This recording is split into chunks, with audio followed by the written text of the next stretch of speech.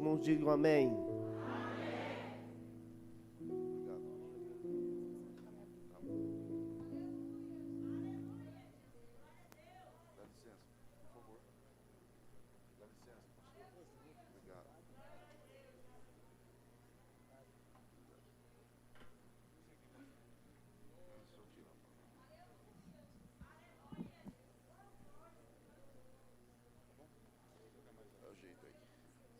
Obrigado.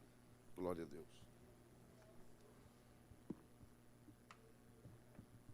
Meus irmãos, minhas irmãs, com alegria, eu quero cumprimentá-los com a paz do Senhor.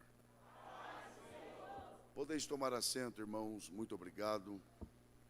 Antes que eu leia o texto sagrado e então com alegria compartilhe a palavra que o Senhor tem feito descer ao meu coração para esta noite tão especial de segunda-feira, eu quero que cada um dos irmãos saiba de minha alegria, também de minha gratidão a Deus, pelo privilégio que Ele, por sua graça, obrigado, me concede de retornar a esta tão querida, abençoada e abençoadora igreja. Cooperar mais uma vez com a juventude desta igreja é para mim uma grande alegria, de maneira que eu quero honrar a Deus por esta oportunidade. Quero também, com muita sinceridade, manifestar aqui a minha gratidão a Deus pela vida, a família e o ministério do pastor José Caetano, a missionária Mariana. Que Deus em Cristo continue abençoando ao pastor desta igreja, até porque se o pastor de vocês for abençoado, eu acredito que toda a igreja será abençoada. Eu quero agradecer a Deus pela vida do pastor Renato, também da missionária Morgânia. Que Deus em Cristo também os abençoe. Obrigado por se lembrar do meu nome para a programação deste tão importante trabalho espiritual. Feliz por conhecer a missionária Sirene Inácio, ela que tem sido uma bênção para este ministério, e a minha alegria de poder conhecê-la nesta oportunidade. Que Deus em Cristo também siga abençoando esta serva do Senhor em todos os seus projetos, em todos os desejos de seu coração. Obrigado, Eliabe, pela forma com que sempre nos recebe, nos trata. Que Deus em Cristo também o abençoe. Quem aqui de verdade quer, eu preciso saber disso, quem aqui de verdade quer continuar ouvindo Deus falar, diga amém.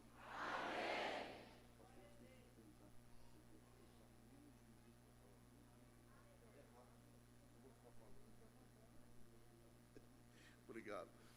Eu havia me esquecido de pedir autorização, pedi agora ao pastor da igreja e ele generosamente me concedeu autorização para comunicar aos irmãos, que eu trago comigo alguns livros.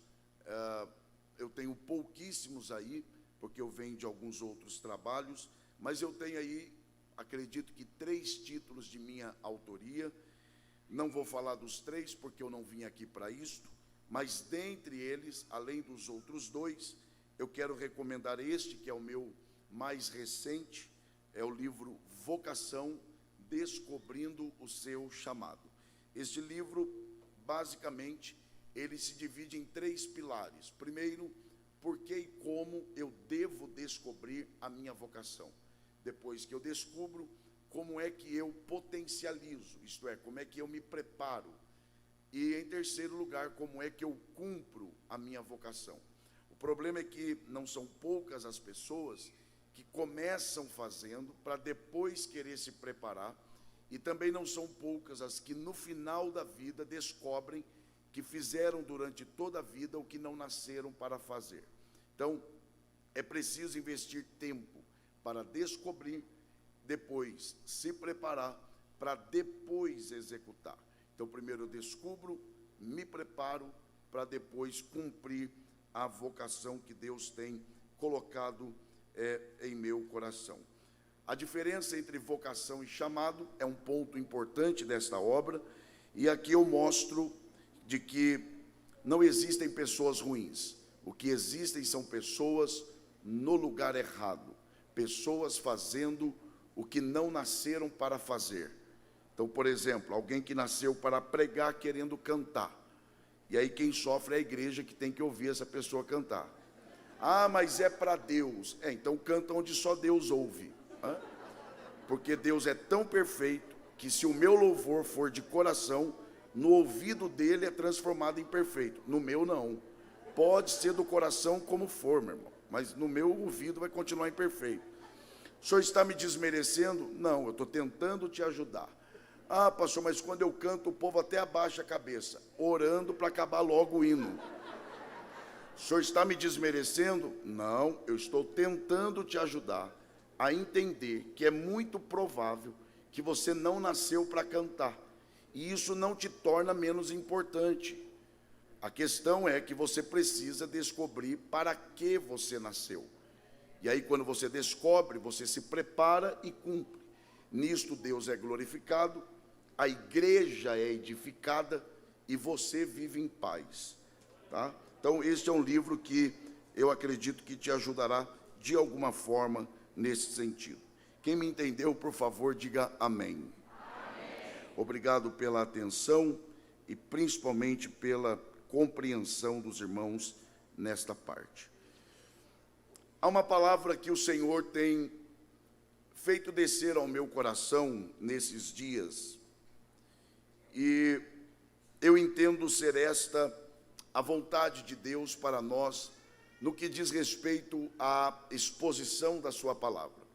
Para isso, eu quero convidar você a abrir a sua Bíblia no Evangelho escrito por João. Alguém aqui ainda tem forças para dar glória a Deus? Você encontra pelo menos um motivo para dizer aleluia? Que bom.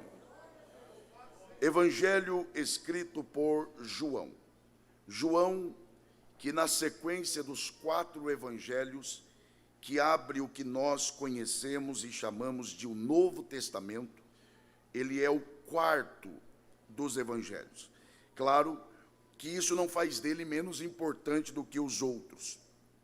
Quando você encontrar este importante e belíssimo evangelho, localize aí, por favor, o seu capítulo de número 6. Evangelho escrito por João, capítulo de número 6. Quando você encontrar este capítulo deste evangelho, identifique aí, por favor, o versículo de número 1, pois nós leremos a partir deste verso e encerraremos a leitura no verso de número 6. Os irmãos e as irmãs que encontraram Evangelho escrito por João, capítulo 6, a partir do verso 1 até o 6, por favor, se manifestem dizendo graças a Deus. Graças a Deus. A palavra do Senhor diz assim: depois disso, partiu Jesus para o outro lado do mar da Galileia, que é o de Tiberíades. E grande multidão o seguia. E o seguia por quê? Porque via os sinais que operava sobre os enfermos. E Jesus subiu a um monte e assentou-se ali com os seus discípulos. E a Páscoa, a festa dos judeus, estava próxima. Então, Jesus, levantando os olhos e vendo que uma grande multidão vinha ter com ele, disse a Filipe: onde compraremos pão para estes comerem? Mas dizia isso para o experimentar, porque ele bem sabia o que havia de fazer. E só os que podem digam amém. Amém. Muito obrigado, podeis tomar assento, e que Deus, por graça, mais uma vez, abençoe a exposição de sua palavra. Vocês sabem que técnico de som só é lembrado quando o som está ruim, né? Quando está ruim, todo mundo reclama. Agora, quando está bom, quase ninguém fala. Quero dizer que o som está muito bom, tá? Se ficar assim até o final, eu vou dar um livro de presente para o técnico de som. Não, mas é o técnico, que daí aparece vice-técnico, segundo vice, secretário do técnico. Não, é para o técnico de som. O pastor falou, o técnico de som é o fulano, é dele. Senão daqui a pouco o que eu tenho ali vai só para a diretoria da sonoplastia da igreja. Vamos formar uma diretoria na hora, com 6 vice.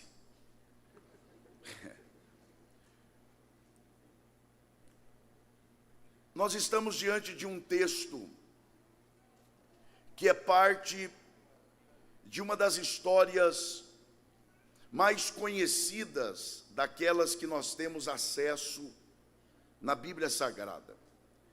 E eu quero começar aqui, e prometo não lhes cansar, eu quero começar reconhecendo 2 coisas relacionadas a esta história.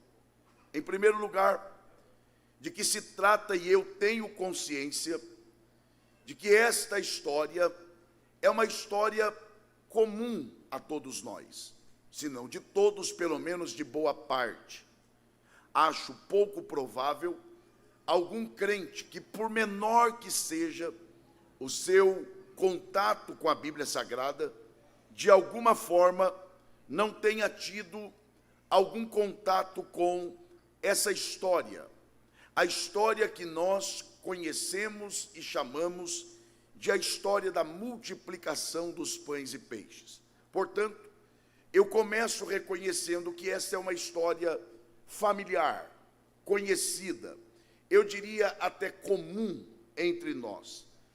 Por outro lado, embora esta história seja conhecida e familiar da igreja, isto não tira desta história o seu caráter sobrenatural. Porque, embora esta história seja conhecida e comum a nós, todavia, essa história continua possuindo uma natureza milagrosa, porque não é todos os dias que alguém com apenas 5 pães e 2 peixes consegue alimentar uma multidão de no mínimo 15 mil pessoas. Então, por um lado, você tem uma história conhecida, mas por outro lado, você também tem uma história extraordinária. Agora, se nós queremos de verdade, meus irmãos, pelo menos tentar identificar as verdadeiras lições que esta história tem a nos ensinar, é preciso trilhar pelo caminho correto da interpretação desse texto. E o primeiro passo nesta direção não é olhar só para aquilo que foi lido. Esta é uma tendência equivocada que nós temos, de ler o texto e nos prendermos apenas àquilo que lemos. É preciso um olhar para além do que se lê. E quando eu digo isto, eu não estou propondo apenas ler o capítulo todo, não. O que eu quero dizer com isto é a necessidade de olharmos para o Evangelho como um todo. Claro que de forma rápida, de forma bem resumida, é preciso lançarmos um olhar para este Evangelho. João, quando escreve este Evangelho, claro, inspirado pelo Espírito Santo, assim como Mateus, que escreveu para os judeus, Marcos para os romanos, Lucas para os gregos, João, ele também tem um público-alvo bem definido. Qual é o seu público-alvo? O seu público é toda a raça humana. Quando João escreve este evangelho, ele está pensando em todas as pessoas. Por esta razão é que este evangelho, ele tem sido chamado de um evangelho universal, porque ele não foi pensado em apenas um povo, não, mas ele foi pensado em toda a raça humana. Não só isso, é preciso também destacar, ainda que de forma rápida, qual é o tema central deste evangelho. João, quando escreve o seu evangelho, ele tem o objetivo de exaltar o fato de que Jesus Cristo é o Filho de Deus. Se você folhear as páginas sagradas do evangelho escrito por João, e você ler com atenção, você perceberá que o objetivo de João é enfatizar que Jesus é o Filho de Deus. Agora, o que é que João pensa quando ele apresenta Jesus como o Filho de Deus? A ideia de João sobre Jesus como Filho de Deus não é a nossa ideia de filho, porque qual é a nossa ideia de filho em nossa cultura? Primeiro, de que o filho é gerado pelo pai. Segundo, de que o filho, ele vem depois do pai. E terceiro, de que na hierarquia, o pai está acima do filho. Esta não é a ideia que João tem quando ele apresenta Jesus como Filho de Deus. A ideia que ele tem é a que está no seu próprio evangelho, palavras do próprio Jesus, quando o Senhor diz: porque Deus amou o mundo de tal maneira que deu o seu Filho unigênito. Só quem pode, quem está prestando atenção, diga bem forte assim: unigênito. A expressão unigênito, ela não quer dizer único. A expressão unigênito é a junção de duas palavras. A palavra uni, de único, e a palavra gênito, de gênesis, origem, procedência, fonte, essência. Quando Jesus é apresentado como o unigênito Filho de Deus, isso quer dizer que ele é o único que procede do Pai, ele é o único que vem do próprio Pai, isto é, ele é o único que possui a mesma essência de Deus. Em outras palavras, para você que está atento, quando Jesus é apresentado como o Filho de Deus, isto quer dizer que ele é o próprio Deus. É neste evangelho, por exemplo, que nós temos aquele episódio em que um dos discípulos chega em Jesus e diz: mostra-nos o Pai. E claramente Jesus fica chateado, porque de imediato Jesus repreende-o, dizendo: vocês estão comigo há tanto tempo, e a esta altura vocês vêm me pedir para que eu lhes mostre o Pai. Vocês não entenderam que quem vê a mim, vê o Pai?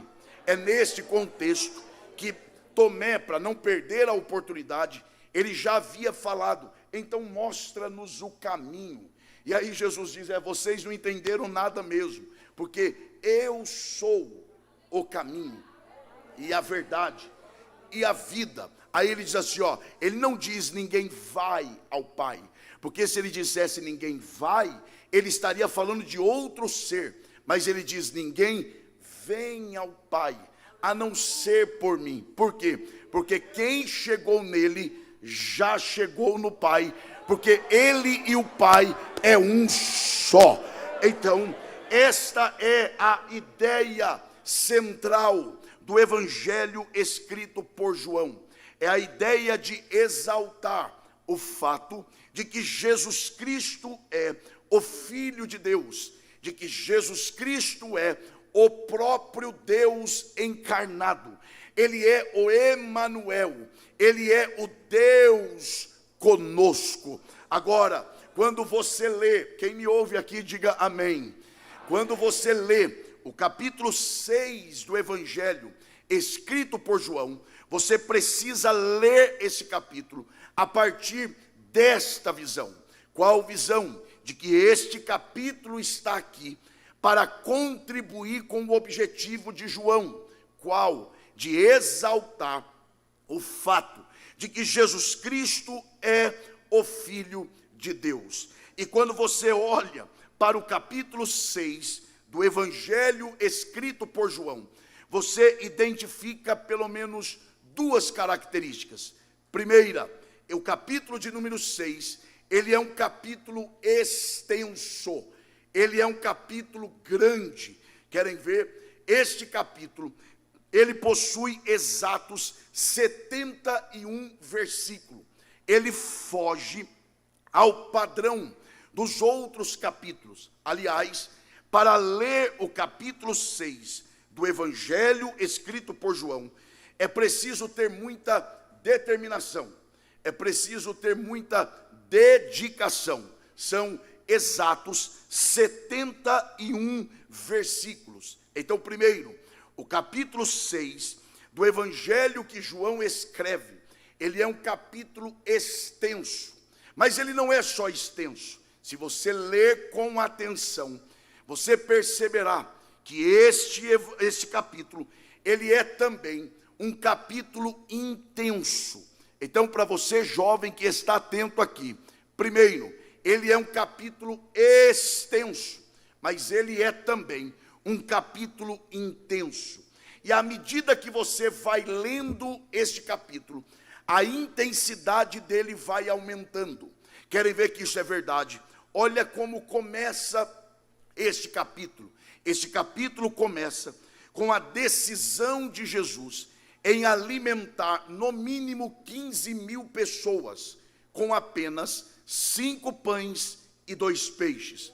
Para nós, isso é glorioso, isso é maravilhoso, mas se coloquem no lugar dos discípulos. Imagine, o pastor da igreja aqui decide olhar para vocês e dizer: hoje, com 5 pães e 2 peixes, nós vamos alimentar 15 mil pessoas.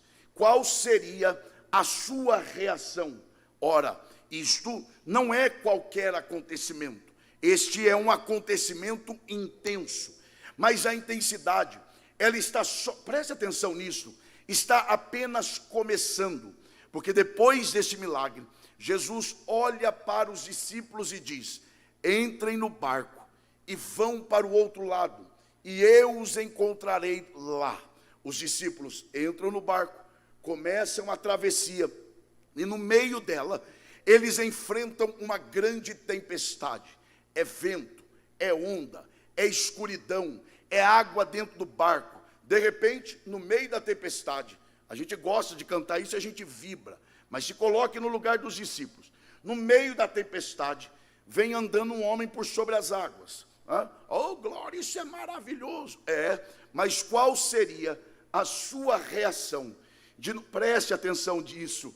Qual seria a sua reação no meio de uma tempestade, em um homem que você não sabe ainda quem é, andando por sobre as águas? É isso que acontece. Jesus vem andando por sobre as águas do mar. Só que a intensidade, ela está só começando, porque a intensidade mesmo vai ter quando Jesus do outro lado, ele decide pregar. Quando ele começa a pregar, a multidão que foi até lá, para quê? Para buscar pão e peixe de graça, porque no dia anterior, ele havia dado pão e peixe de graça, e agora, queremos pão e peixe de graça de novo. Eles correm para o outro lado.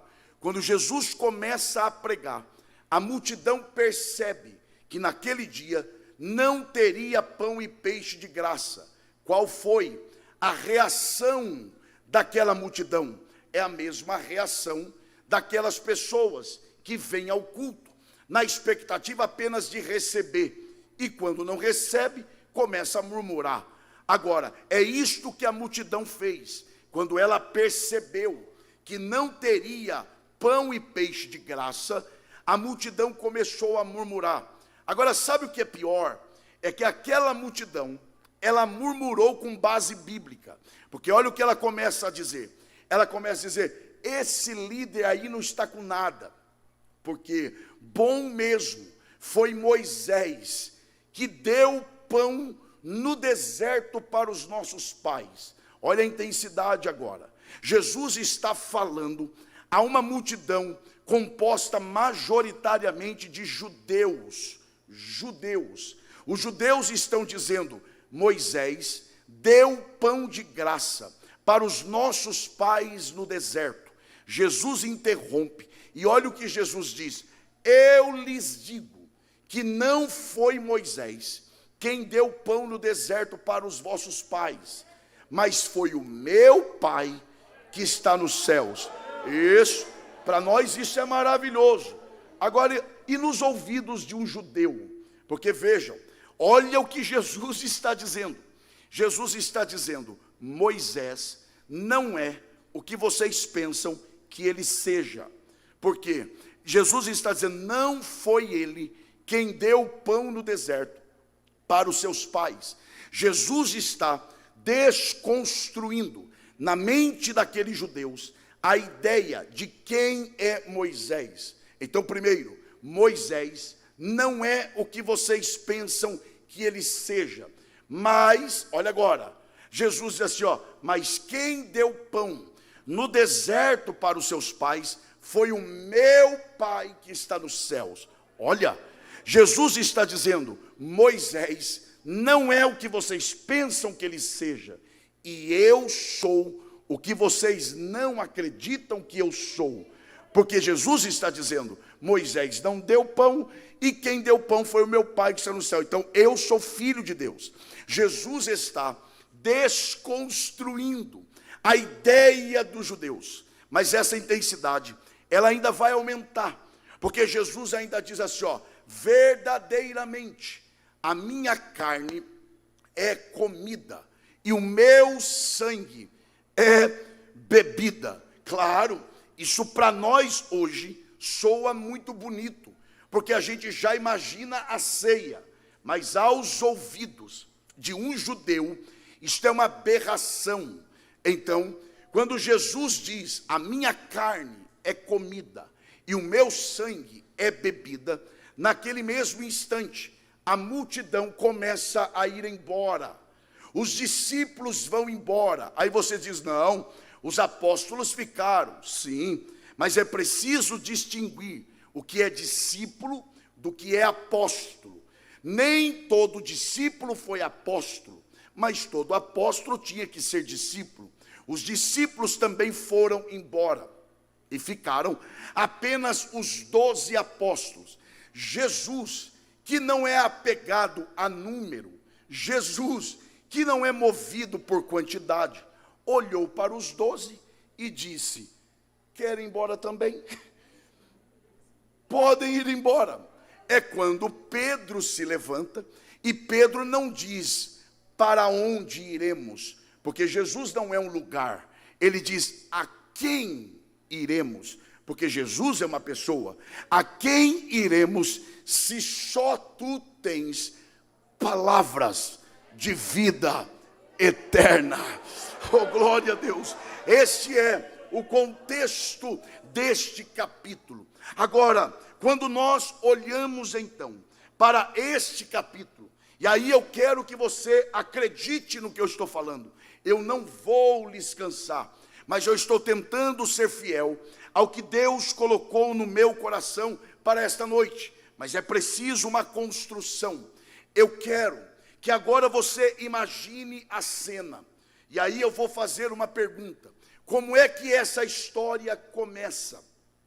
E como é que essa história termina? Eu faço a pergunta de novo: qual é a forma com que essa história é introduzida? Como é que ela começa? E eu pergunto: e como é que essa história, ela se conclui? Como é o término dessa história? Eu quero que você agora então se imagine em uma daquelas montanhas naquele deserto, e você está sentado. De repente, você olha ao longe e você percebe um homem cercado de cerca de 12 pessoas, que você não consegue identificar exatamente quantas, mas de repente começa a chegar muita gente. De repente você percebe que cerca de 15 mil pessoas rodeiam aquele personagem, e você começa a observar que esse personagem começa a falar. Você não ouve o que ele fala, você não sabe sobre o que ele está falando, mas você percebe que aquela multidão foi ao deserto para ouvir aquele homem, sem banner, sem outdoor, sem internet, sem televisão, sem marketing digital. Aquele homem atraiu no mínimo 15 mil pessoas que estão ali apenas para ouvi-lo. Dá para imaginar a cena? Você está olhando. É assim que essa história começa. Ela começa com Jesus pregando para uma multidão. A questão agora é, se essa história começa com Jesus pregando para, no mínimo, 15 mil pessoas, na visão de hoje, essa história começa bem. Essa história começa com a popularidade de Jesus nas alturas. Quem está assistindo de longe chega à conclusão, isto que é um ministério bem-sucedido, porque todos querem ouvi-lo, todos querem estar perto dele. Mas de repente, o tempo vai passando, ele está falando, e de repente, a multidão começa a dar as costas, e começa a ir embora. E como é que essa história, que começou com Jesus pregando para uma grande multidão, como é que essa história termina? No verso 71, o texto diz que Jesus terminou aquele dia com apenas 12 apóstolos. Então veja, essa história começa com Jesus pregando para uma grande multidão, mas termina com ele com apenas 12 apóstolos. Para piorar, Jesus olha para os 12 e ainda diz assim: dentre vós um é traidor. Ou seja, ficou com 12 e um ainda é traidor. É assim que essa história, que começou com uma grande multidão, ela termina com apenas 12. Na visão atual, essa história termina, ou começa bem e termina mal. Sabe por quê? Porque nós medimos o sucesso de alguma coisa pelo número, pela quantidade, pela popularidade. Mas Jesus, ele não era movido por popularidade, ele não era movido por quantidade. Jesus era movido pelo desejo de fidelidade. Mais importante do que a popularidade é a fidelidade. Jesus, ele não altera o seu ânimo, a sua fidelidade, à medida que as pessoas rejeitam a sua mensagem. Não, ele sabe quem ele é, ele sabe de onde ele veio, ele sabe quem o enviou, ele sabe o que veio fazer. E as pessoas aceitando ou não, ele faz o que ele veio fazer. Não importa se a mensagem vai levar as pessoas a saírem. Não importa. O importante é que a mensagem foi pregada. Qual? Eu sou o pão vivo que desceu do céu. Se esta geração não recebe, a próxima geração, ela receberá a palavra que eu preguei. Porque mais importante do que a popularidade é a fidelidade. Só quem quer, levante uma de suas mãos aos céus e diga: mais importante do que popularidade. É a fidelidade. Diga, eu não fui chamado para ser popular. Diga, eu fui chamado para ser fiel. Esse é o seu chamado.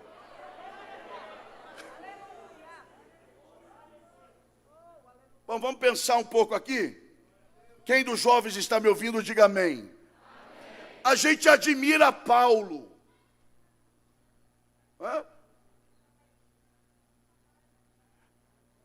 Aliás, a gente admira tanto Paulo que a gente tem que ter cuidado para não venerá-lo.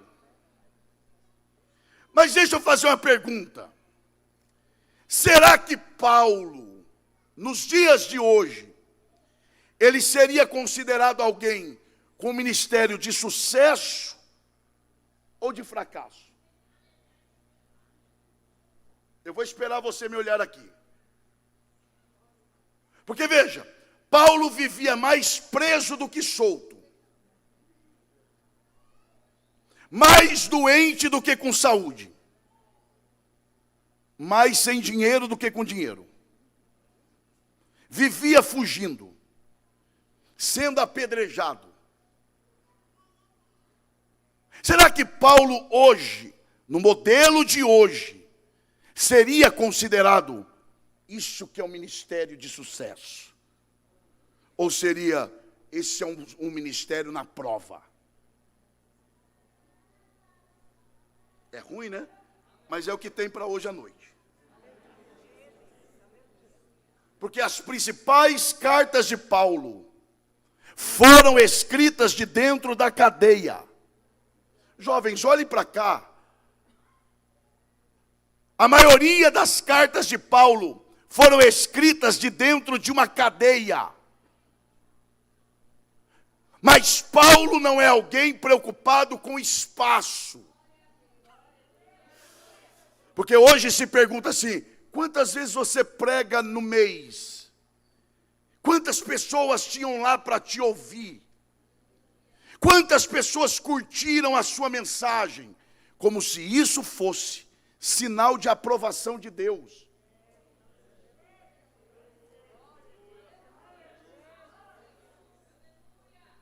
A maioria das cartas de Paulo foi escrita de dentro de uma cadeia.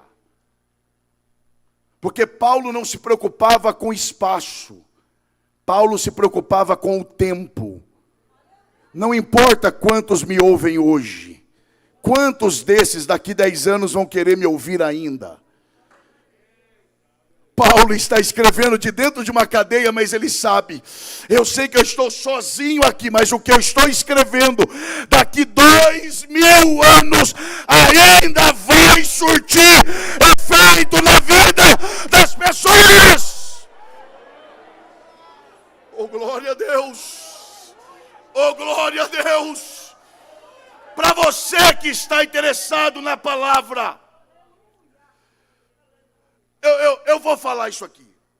Ô, gente, eu chego em lugar que as pessoas dizem assim, ó. Cheguei, por exemplo, no sábado, e já teve trabalho quinta e sexta.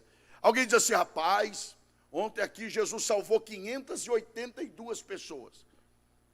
Eu sei o que essa pessoa está querendo.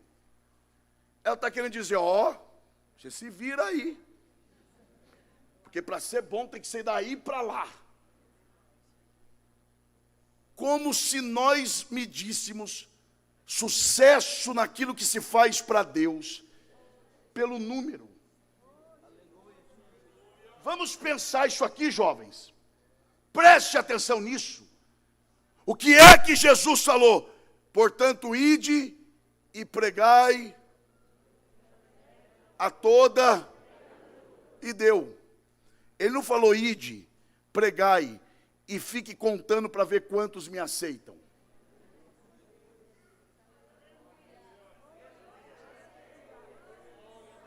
Sai contando aí para ver. Não. A única coisa que ele ordenou foi preguem o. Vamos de novo, preguem o. Então no dia de acerto de contas, ele não vai querer saber quantas vezes você pregou. Ele não vai querer saber quantas almas você ganhou. no dia de acerto de conta, ele vai querer saber qual é a mensagem que você pregou. Porque a única coisa que ele falou foi: pregue o evangelho. Porque tem gente que prega 1000 vezes e não prega o evangelho uma vez sequer. Tem gente que prega uma vez e prega o evangelho, ou seja, é fiel para aquilo para o qual foi chamado. Onde está a mão que você levanta para adorar ao Senhor? Bata no peito e diga: eu fui chamado para a fidelidade e não para a popularidade.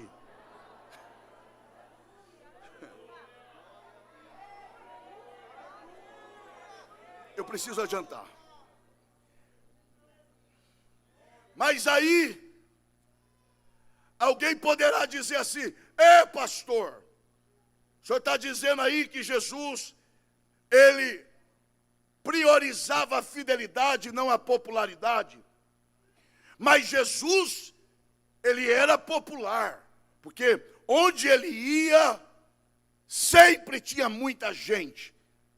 É verdade, eu concordo com você. Onde Jesus ia, sempre tinha muita gente.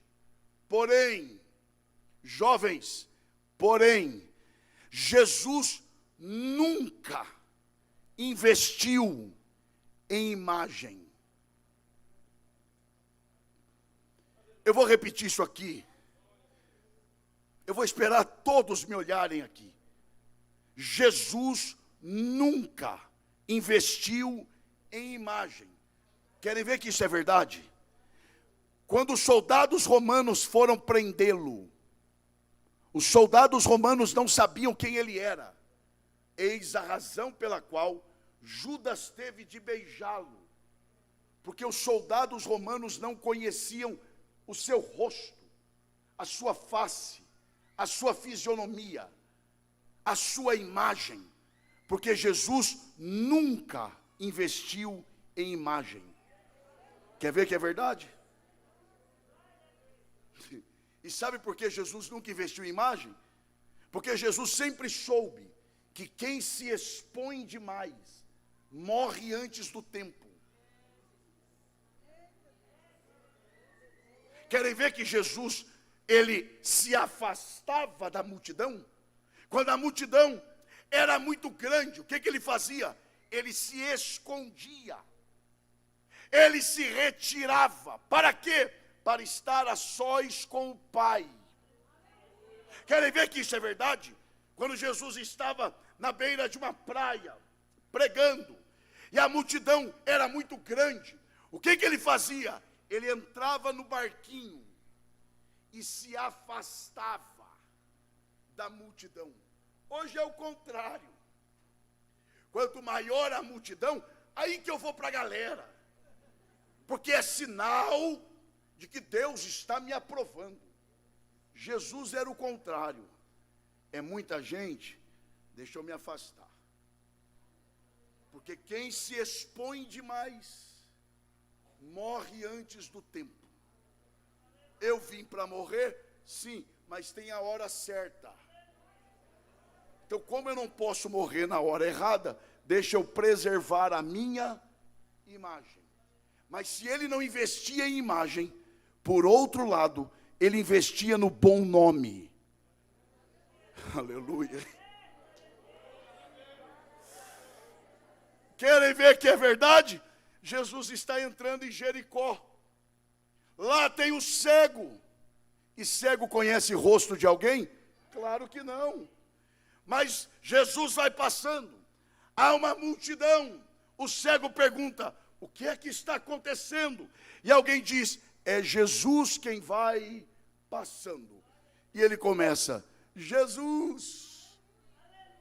Como quem diz: eu não conheço o teu rosto, mas eu já ouvi falar no teu nome.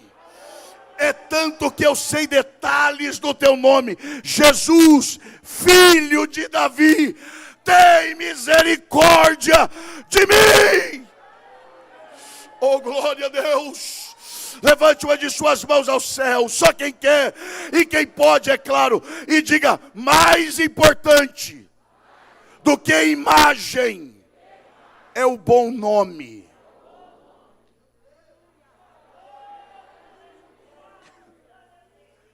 Deixa eu tentar mostrar para vocês, em um exemplo que eu quero dizer aqui. Imagine uma árvore aqui agora. Imaginou a árvore? Imagine a árvore aqui. Você passa por essa árvore, olha para ela e diz assim para mim: que árvore grande. Sabe qual seria a minha pergunta para você? Grande quanto? Provavelmente você responderia: não sei, eu só sei que é grande. Agora imagine, você passando, olhando para a árvore e dizendo: que árvore pequena. Eu te perguntaria: pequena quanto? Qual a medida dessa árvore? Sabe qual seria a resposta provável? Não sei quanto. Eu sei que para mim ela é pequena. Sabe por quê? Porque nós, enquanto a árvore está em pé, nós só temos uma ideia se ela é grande, média ou pequena. Mas nós só conseguiremos medi-la de verdade quando ela tombar. Quando ela tomba, você consegue pegar a fita métrica e medir quantos metros ela tem. Mas enquanto ela está em pé, é só uma ideia. Não entendeu? Eu te explico. Enquanto estamos vivos, as pessoas apenas têm uma ideia de quem somos. Elas vão saber quem de fato somos quando tombarmos. Porque aí, você não estará mais aqui para esconder o que tem que esconder.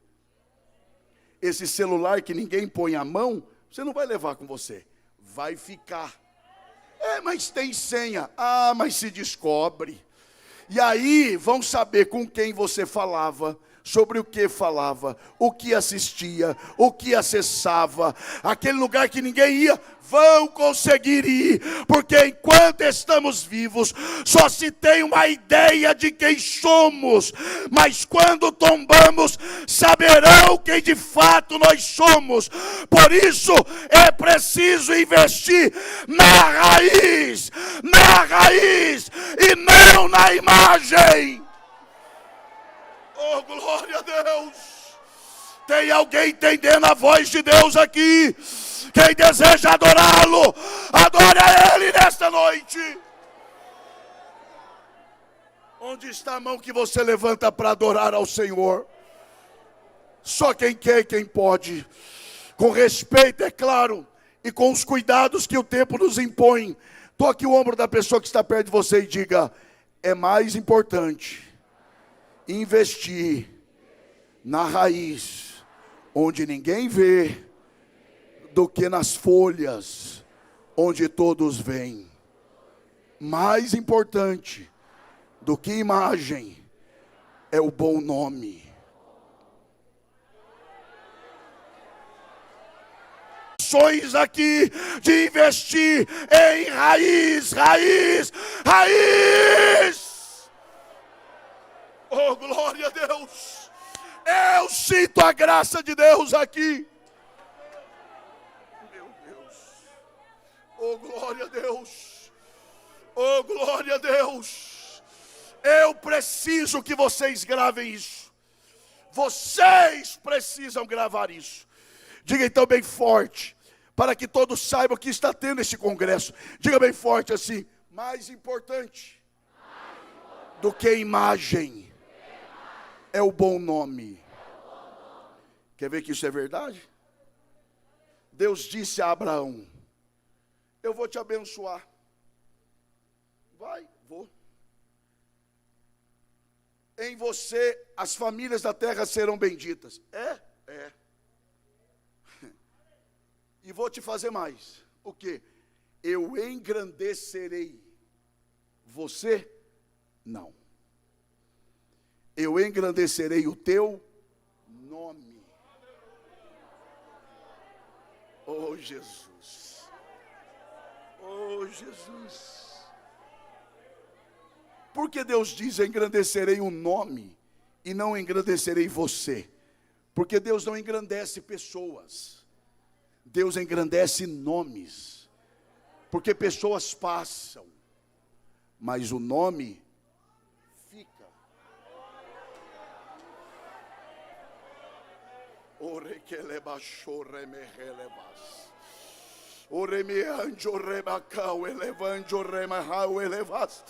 O Espírito de Deus está falando com pessoas aqui nesta noite, dizendo: é hora de você investir no seu nome, preservar o nome da sua família.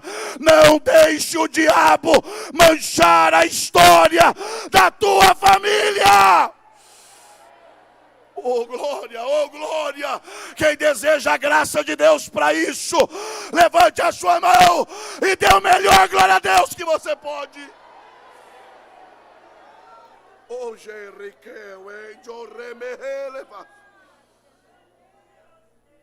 Eu não vou cansar vocês, mas a história continua.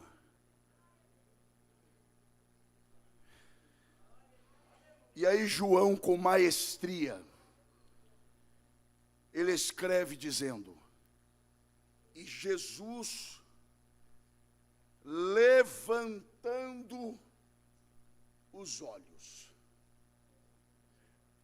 Observem que João coloca o verbo levantar naquilo que é chamado de gerúndio, que é o quê?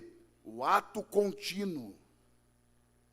Ou seja, o ato de fazer. Então olha só, ele poderia ter dito assim, ó, e Jesus levantou os olhos, mas não. Ele diz: e Jesus levantando. Por que ele coloca levantando e não levantou? Para quem está lendo, imaginar a cena. Então imagine a cena. Jesus aqui com os discípulos, e ele agora levantando os olhos assim, ó. Quando ele levanta os olhos, ele vê o que os discípulos não veem. Ele enxerga o que os discípulos não enxergam. Vejam, eles estão olhando para a mesma direção, mas só Jesus enxerga o que enxerga. Quem está me ouvindo, diga amém. Mas isso não quer dizer que todos estão entendendo. Porque uma coisa é olhar, outra coisa é enxergar. Uma coisa é escutar, outra coisa é ouvir.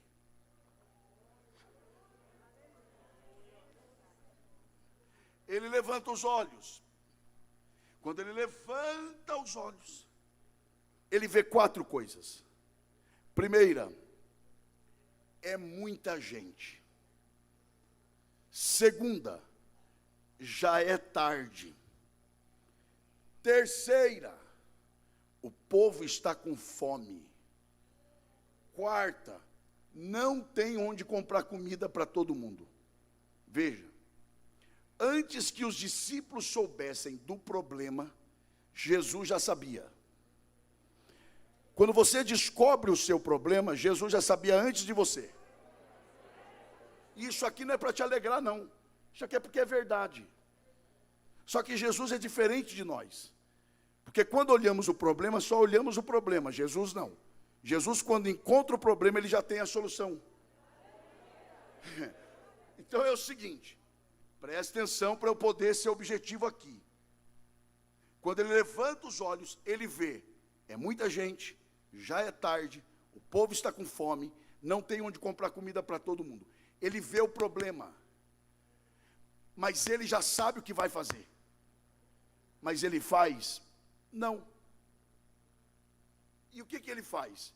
Ele olha para Filipe e diz assim: e aí, Filipe, o que você acha disso aí?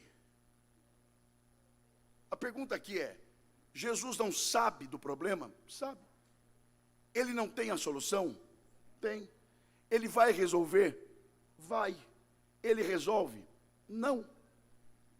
O que ele faz? Ele entrega o problema para Filipe. Por quê? Então, a gente tem que voltar um dia antes. Por isso o capítulo 6, verso 1 começa: depois disso. Depois de quê? Depois do que aconteceu antes. E o que aconteceu antes? Então, Marcos 6:30, que é o relato da mesma história, só que numa outra visão. O que aconteceu em Marcos 6:30? Os discípulos estão voltando de uma expedição missionária e estão afoitos, atônitos, alegres. Jesus pergunta: vocês estão alegres? Sim. Por quê? Ah, Senhor, porque quando falamos do teu nome, as doenças vão embora. Eu imagino Jesus: é mesmo? É. Não, o senhor não sabe da maior. Até quando falamos do teu nome, até os demônios se nos submetem.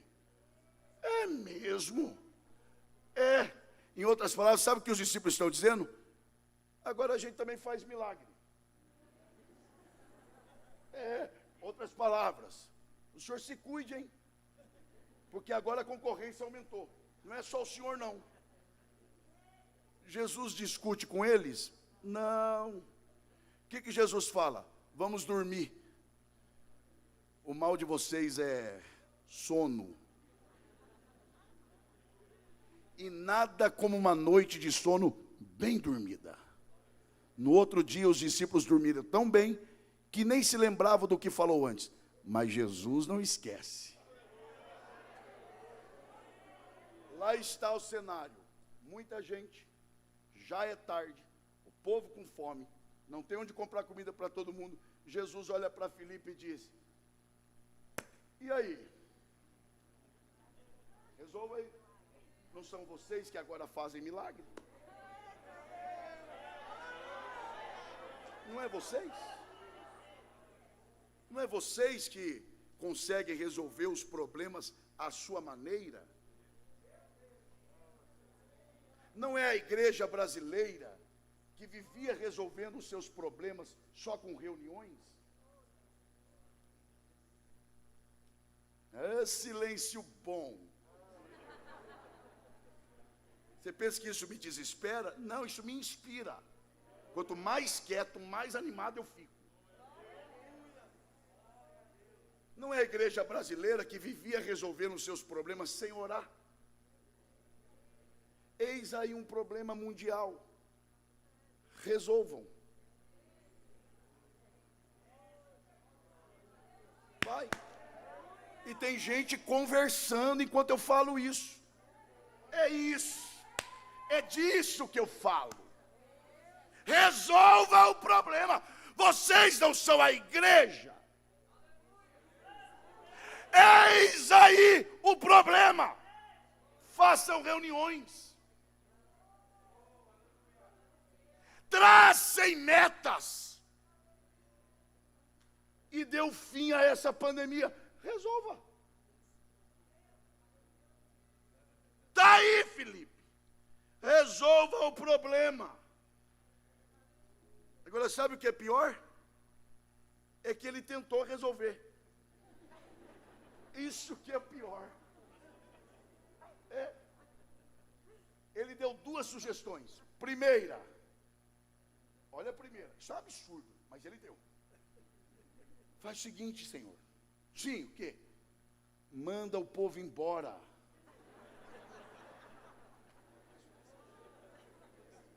Ah, então é assim.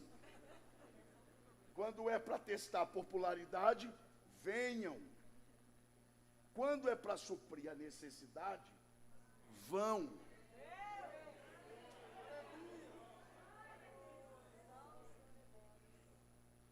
Quando Filipe viu que não ia colar,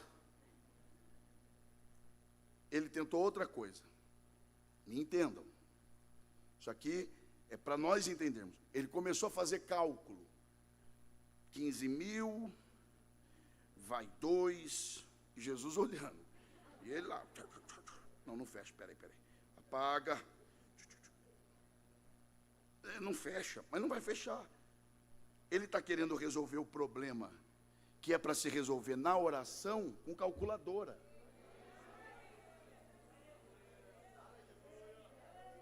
Porque tem coisa que não se resolve orando. É sério? Jesus falou. Jesus falou, quando vocês forem construir uma torre, não ora não. Senta, faça cálculo, para que começando a obra, não pare pela metade, e alguém passe e diga, começou e não terminou.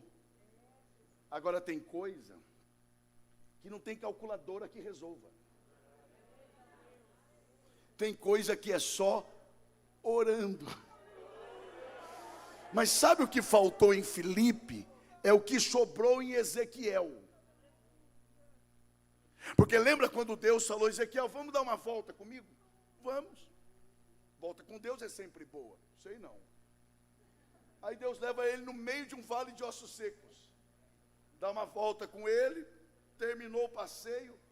Olha a pergunta de Deus para Ezequiel. Igual Jesus fez com Filipe. E aí, Ezequiel, esses ossos podem voltar a viver? O que Ezequiel fez? Se fosse Filipe, dá um Google aí. Vamos ver aí na anatomia dos ossos, se é possível. Ezequiel não. Ezequiel, de bate pronto, ele se volta para Deus e diz, tu sabes. Como quem diz, eu não sei de nada. Porque se o Senhor não fizer, quem o fará? Ezequiel está pegando o problema e devolvendo o problema para Deus.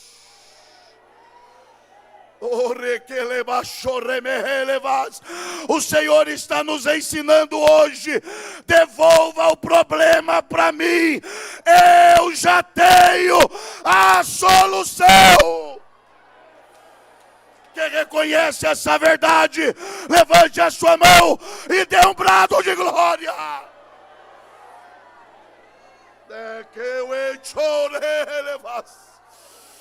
Onde está a mão que você levanta para adorar ao Senhor? Toque o ombro da pessoa que está perto de você e diga, Deus está nos orientando a devolvermos o problema para Ele.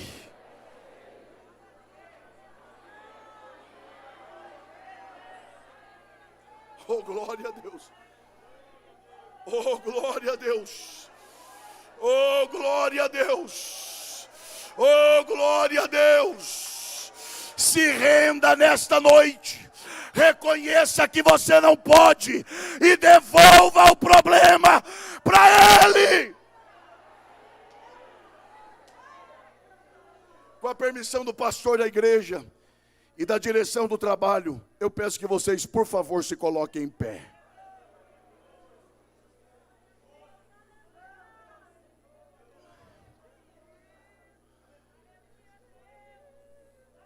Deixa eu tentar dizer de outra forma. O Senhor está dizendo, levante bandeira branca. Se renda. Pare de tentar resolver a sua maneira. Quem ainda me ouve aqui, diga amém. Deixa eu te dizer, só mais esta verdade. Fechei a Bíblia.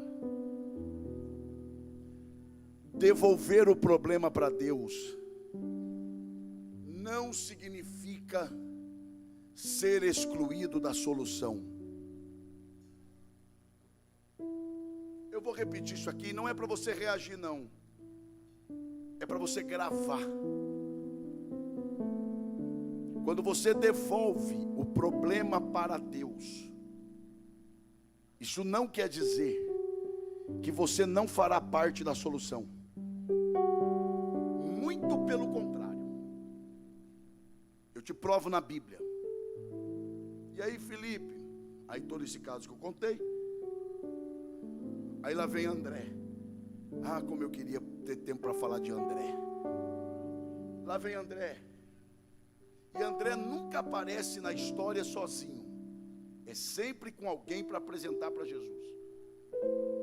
Pode observar, era o ministério dele, levar pessoas a Jesus. Afinal, foi ele que apresentou o seu irmão Pedro para Jesus, sem medo de ser anônimo, enquanto o seu irmão famoso.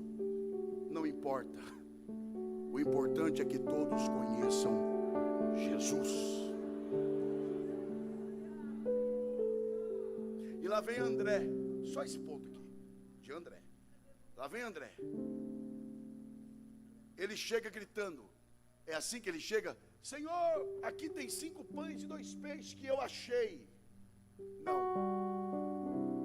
Ele traz os pães, os peixes e o dono. Porque tem gente que é muito bom para roubar a ideia dos outros, só porque tem acesso ao chefe. Aí pega a ideia dos outros e fala: o que eu posso fazer se eu tenho acesso e você não? Então estou aqui, pastor, estou com uma ideia aqui, Deus me deu, sabe?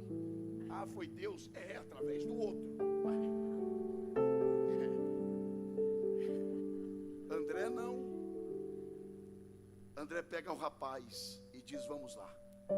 E ele chega dizendo: Senhor, eis aqui 5 pães e 2 peixes. E o rapaz: não. Eis aqui um rapaz que tem, não é meu não, é dele. E ele fala do rapaz antes de falar das coisas, porque pessoas são mais valiosas do que coisas. Aí pega os 5 pães e 2 peixes e entrega para Jesus. É o que Filipe deveria ter feito: devolva o problema para ele. Quando Jesus pegou, que é um problema.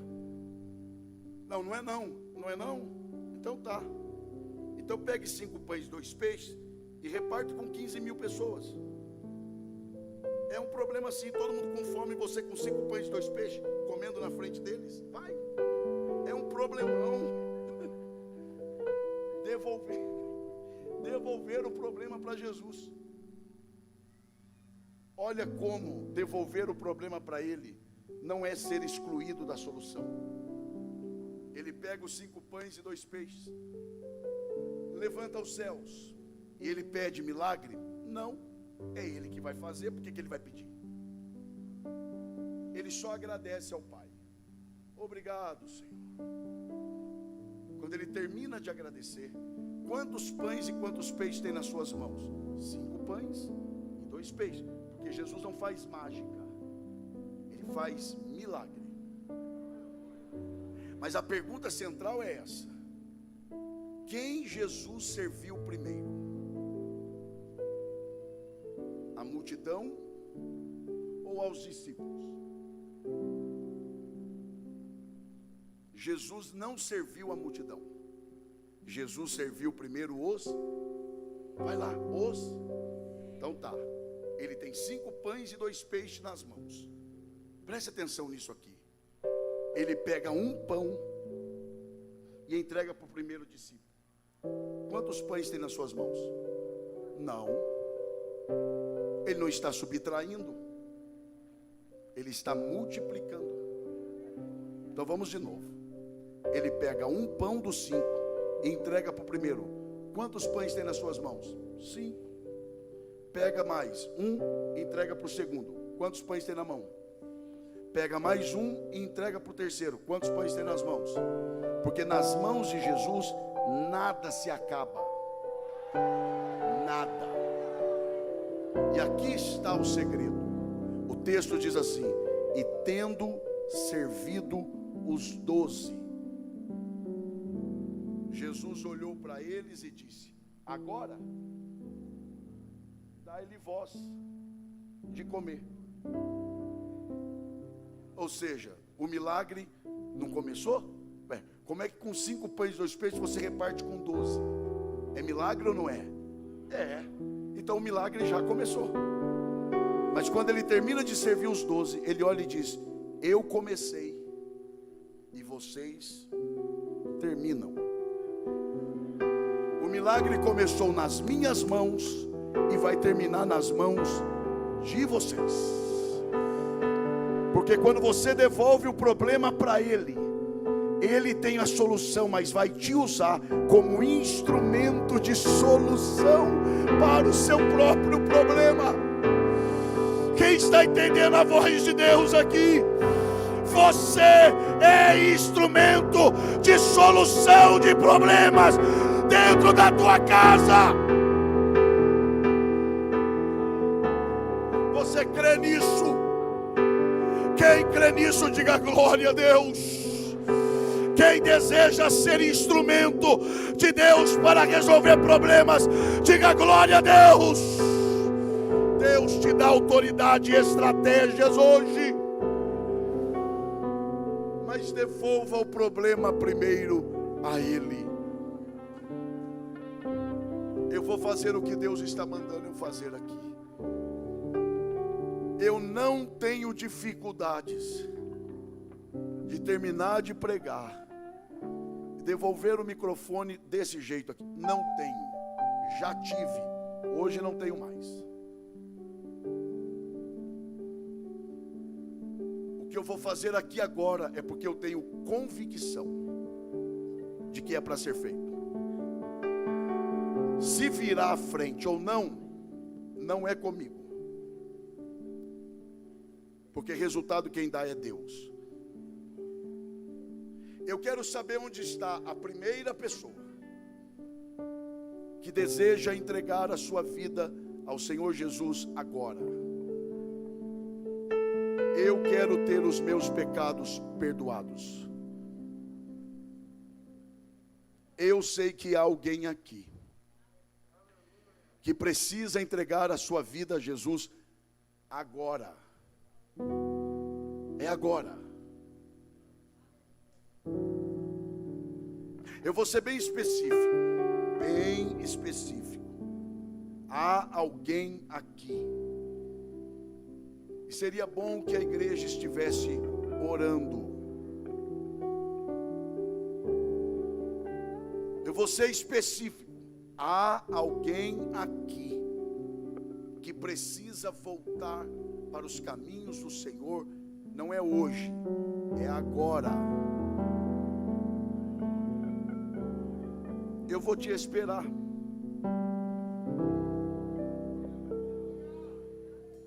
Eu sei que você está aqui.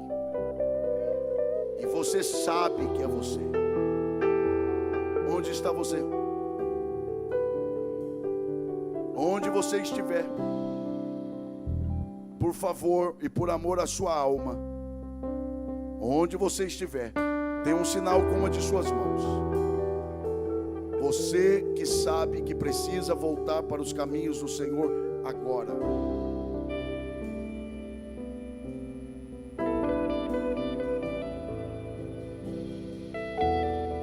Você está lutando com as próprias forças. E você não aguenta mais. Você chegou ao ponto da exaustão. É isso mesmo. O Senhor está te dando a chance. Levante bandeira branca hoje e se entregue. Aqui está. Bom, pelo menos no céu está tendo festa. Lá é garantido. Alguém vai acompanhá-lo? Vai. Você também. Mais uma vida preciosa para Jesus aqui. Faça festa. Pelo amor de Deus, faça festa.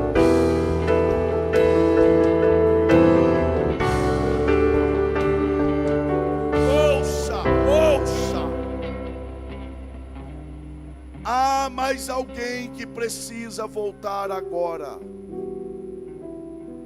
Deixa eu te falar uma coisa.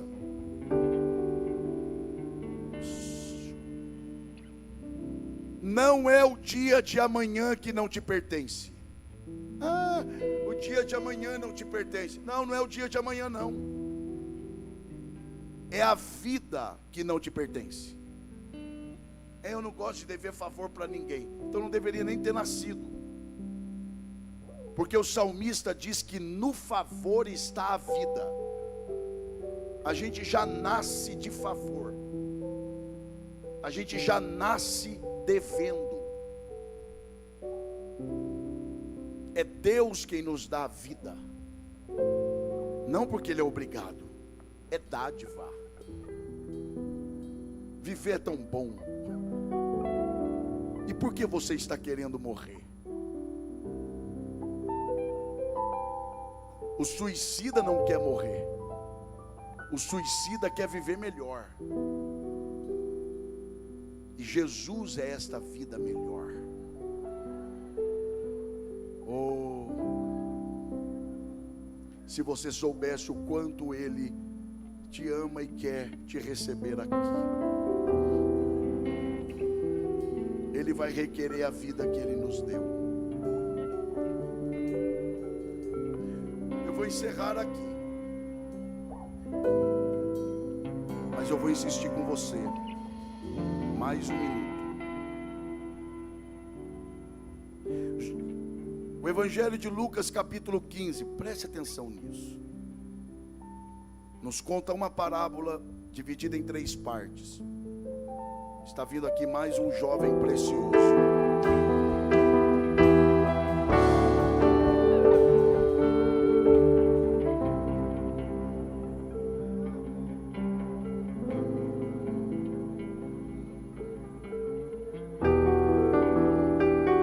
Isso. Aqui está mais uma jovem preciosa. Eu vou terminar aqui. Lucas 15, você também? Nem o jeito de crente perdeu.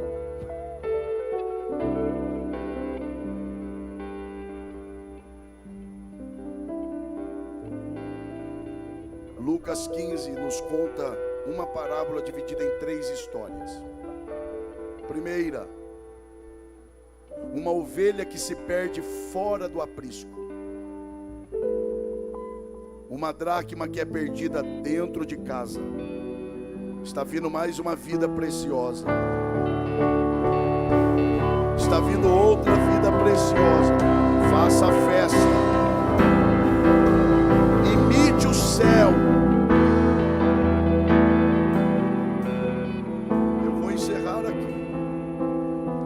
Uma ovelha que se perde fora. Uma dracma perdida dentro. E a história de um pai que tinha 2 filhos. Um que se perde fora de casa e outro que está perdido dentro de casa. Porque o fato de estar na casa não significa que não se possa se perder. Há pessoas na casa que estão perdidas. Agora escute. E eu estou me dirigindo a você que não veio ainda, porque eu sei que há mais alguém. A ovelha se perdeu fora e o pastor foi atrás dela. A dracma foi perdida dentro e a mulher foi atrás da dracma. O filho que se perdeu fora, o pai não foi atrás dele. Por quê? Porque a ovelha se perdeu por inocência. A dracma foi perdida por negligência. Mas o filho se perdeu porque quis. E os pés que o levaram para longe foram os mesmos pés que tiveram que trazê-lo para perto. Mas quando ele voltou, ele descobriu que a casa era a mesma. O pai, o mesmo. O amor, o mesmo. O projeto, o mesmo. Se tem alguém que mudou, foi você. Eu vou ter que terminar. Mas o Senhor está dizendo: use os teus pés, que um dia você usou para te levar para longe. Use-os agora para te trazer para perto. Eu te dou 30 segundos. É a chance de você tirar sua alma dessa escuridão. vão pensar? O que vão pensar? Você está mais preocupado com imagem? Eu te chamo a última vez. Saia do teu lugar e venha. Faça como o hino do Oséias de Paula, um passo só. Tu precisas dar a Cristo um só. Onde está você?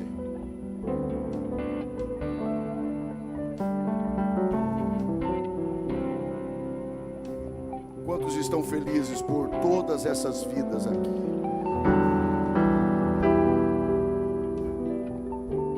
Eu não tenho o direito de orar por essas vidas. Posso orar? Obrigado. Então quem tem o direito já me deu o direito. Então agora eu vou orar. Porque Ele vai ser o pastor de vocês.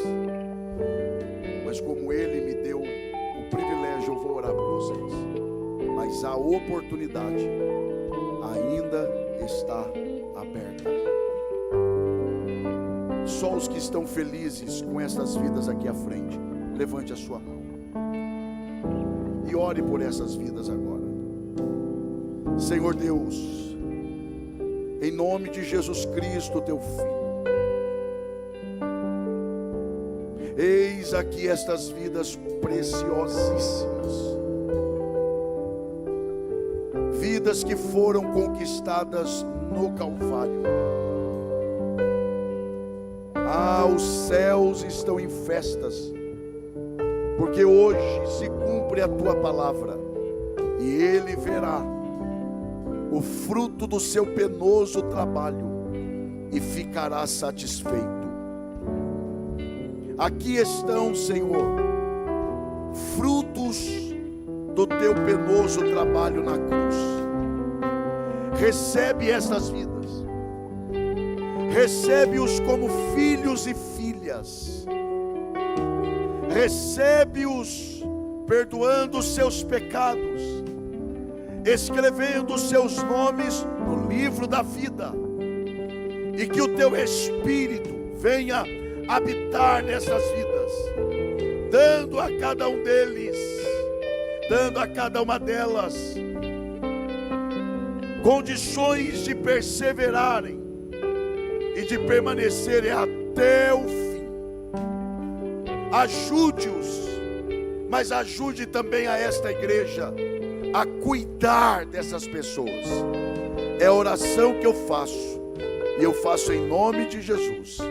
E os que concordam com isso, diga glória a Deus.